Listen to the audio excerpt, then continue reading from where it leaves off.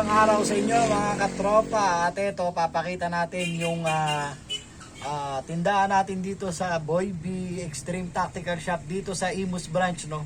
So medyo maliit lang yung lugar, pero masasabi kong kahit ganito to kaliit kumpleto pa rin to mga idol, mga kabibi. So kung mapapansin nyo, ayan, no, nakita nyo naman, ganyan lang po kaliit yung shop, pero kumpletong-kumpleto po yan. Meron po tayong mga airsoft din dyan, tsaka mga bag, vest, at tsaka mga accessories.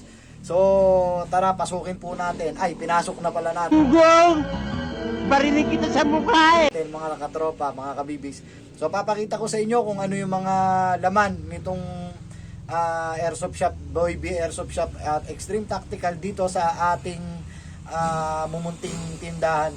Dito po yan sa may bandang Imus, malapit sa kwartel. So tara, bisitahin natin. So yan mga katropa, nandito na tayo sa loob ng Boy B Extreme Tactical Shop dito sa Imus, no. So bago ang lahat ng yan, bago natin ipakita lahat ng mga laman nitong shop sa inyo, syempre ang tinaguriang intro natin. Pasok, intro!